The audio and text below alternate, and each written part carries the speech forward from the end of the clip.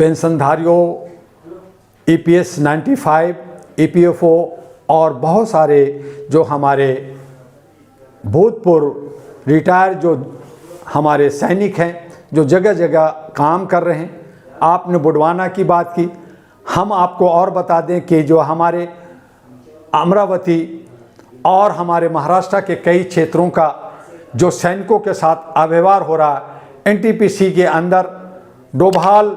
Scheme के अंदर जो हमारे सिक्योरिटी सैनिक लगे हैं, जो सेना में जो हमारे लीडरों के घरों के कोठियों की देखभाल में सिक्योरिटी लगे हैं, उन सब को आज 1-2 दिन नहीं 24 साल से पेंशन नहीं मिल रहा। EPFO में करोड़ों रुपया पड़ा हुआ है। उनका एक पूरा का पूरा एक विभाग डिपार्टमेंट भारत का है जिसमें फाइनेंस मिनिस्ट्री महोदया ने कहा पैसे की कमी नहीं है। हमारे हेमा मालिनी बीजेपी सांसद ने कहा इनका हक मिलना चाहिए। बहुत सारे बीजेपी लीडर ने कहा और मजे की बात है कि आदरणीय माननीय सम्माननीय मोदी जी ने कहा कि हमें सभी पेंशनधारी और सभी स्वतंत्र सेनानी बुजुर्ग जो 60 साल से ऊपर हैं, उन सब का जो हक अधिकार है उसको देने के लिए हम वचनबद्ध हैं। उनको हम 7,500 रुपया, मेडिकल फैसिलिटी और तरह तरह के बहुत सारे समय समय पर जो भी हमसे बन पड़ेगा उनको देंगे। और मजे की बात है कि हमारे देश के बहुत सारे, चाहे प्रधानमंत्री हो, गृह मंत्री हो और बहुत सारे सभी 75-60 साल से ऊपर के हैं, उन्हें भी पेंशन होता है। और वो लोग खुद कहते हैं कि कुछ लोग MLA का भी, MP का भी, एक राज्य का भी, दूसरे राज्य का भी पेंशन उठा रहे हैं, मजे कर रहे हैं, उनकी कोई पकड़ धर नहीं हो रहा। और जो हमारे अशोक रावत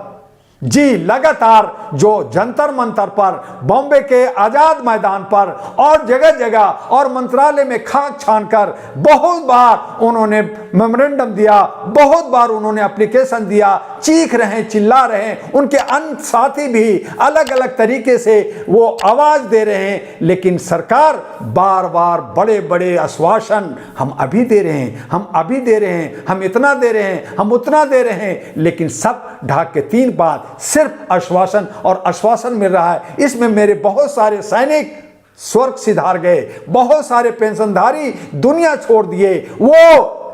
आंखों से आंसू बहाते रहे, उनका नाती पोता, उनके छोटे बच्चे, उनके छोटे लोगों ने कहा दादा, नाना, चाचा, मामा हमें एक बिस्किट दे दो। पॉकेट में हाथ डाला, उनके पॉकेट से हाथ निकला, पैसा नहीं है। वो लाचार एक बेइज्जत होकर करके एक बच्चा को एक बिस्किट नहीं दे सकते, अपने लिए एक बीड़ी नहीं खरीद सकते, क्योंकि उनको पेंशन नहीं मिल रहा। आप पेंशन नहीं दे रहे, थोड़ा बहुत कभी कभार दे दिया, खाट पे वो जो है अपना तंबाकू, अपना गुड़गुड़ा हुक हुक कर करके मर रहे हैं, आपको कोई परवाह नहीं है। आप उनसे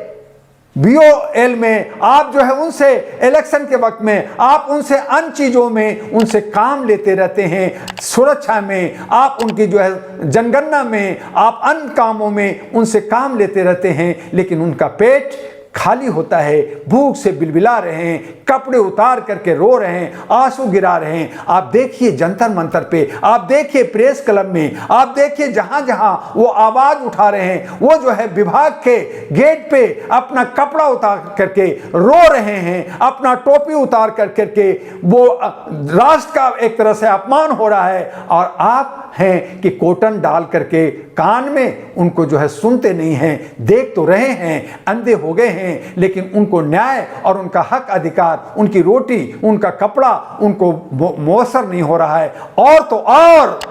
आप उन पे और अत्याचार कर रहे हैं, उनके और लोगों के घर परिवार को उजाड़ रहे हैं, उन पे केस कर रहे हैं, उनके घरों पे बुलडोजर चला रहे हैं, पीला मशीन चला रहे हैं, तरह तरह से प्रताड़ित कर रहे हैं, उनकी बहु बेटियों के साथ प्रताड़ित कर रहे हैं। तो इस किस तरह का सुशासन, किस तरह का अटल बिहारी वाजपेयी का ये 25 दिसंबर को जो मनाया जाता है, ये सुशासन दिवस कहाँ है? कहाँ है आपका सत्ता का न्याय कहाँ है आपका मोदी का और आपका मन की बात कि मैं सुशासन और व्यवस्था और जनता का हूं, मैं सेवक हूं, मैं सेवादार हूं, मैं चौकीदार हूं, मैं पूछता हूं कहाँ है, कहाँ खो गया है? क्या हमें इन्हें खोजने के लिए, क्या हमें इन रहनुमा को जो ये सब व्यवस्था करते हैं उनको खोजने के लिए मुझे एफआईआर लॉन्च करना पड़ेगा, या कहीं हमें जो है इश्तेहार लगाना पड़ेगा कि मेरा ये सब रक्षक कहाँ गया? दुआ साहब, सत्ता में आने से पहले 2014 से पहले इन्होंने वादा किया था हम सत्ता में आएंगे तो हम पेंशनरों का ख्याल रखेंगे, आप हमें वोट दो।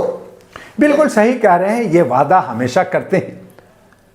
सत्ता में आने से पहले 2 करोड़ की नौकरी देने की बात, बुजुर्गों की सम्मान की बात, पेंशन देने की बात, 15 लाख देने की बात, अन्य सुख सुविधा देने की बात, सबके साथ सबका विकास, न जाने क्या क्या बहुत सारे एक टोकरा भर करके वादा किया गया। इलेक्शन के बाद हुआ ये सब तो जुमलाबाजी था, ये तो चुनाव का स्टंट था। साल गया, फिर हमने मौका दिया, फिर हमने 5 साल दिया, फिर हमने 5 साल दिया, तीसरा टर्म दिया। विकास के नाम पर सिर्फ लूट हो रहा है, चंद पूंजीपतियों को बेनिफिट पहुंचाया जा रहा है, उनको जो है करोड़ों अरबों रुपया माफ किया जाता है, गरीबों को दबाया जाता है और एक जातीय समीकरण उन्माद फैलाकर लोगों में दिग्भ्रमित कर करके, लोगों को अंधा बना करके, लोगों को नशे में, जैसे भांग की नशा में आदमी मस्त होता है, उसे पता नहीं होता, हंसता रहता है, रोता रहता है, खिलखिलाता रहता है, वैसे आज जनता जो है मानसिक गुलाम है, आज पिंजड़े में बंद है। वो कहती है कि चाहे मुझे गोबर खिला दो, चाहे मुझे मूत्र पिला दो, चाहे मुझे डंडा मार दो, हमें हिंदू राज दे दो,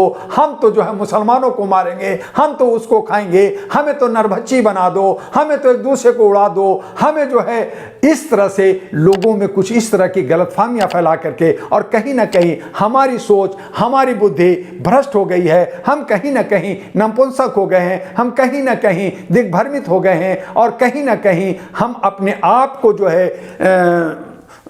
उसको कहते हैं अंध भक्ति में चूर हो गए हैं। तो इसकी का असर है, और इसी असर में ये राज हो रहा है। तो ना मिलेगा पेंशन, ना मिलेगा किसी तरह की राहत, आपको लूटा जाएगा, आप ही से टैक्स लिया जाएगा और उन्हें मौज मस्ती करना होगा। आज ज़रूरत इस बात का है, भारत के अंदर आपके चैनल के माध्यम से कहना चाहूँगा कि वीवीआईपी कल्चर ख़त्म करना होगा, इन्हीं इसके पैसे निकालने होंगे, काला धन चाहे अंदर हो या बाहर हो उनको लाना होगा। और ये जो वादा कर रहे हैं वो सब वादा पूरा हो सकता है, सबको 15 लाख मिल सकता है, सबको जो है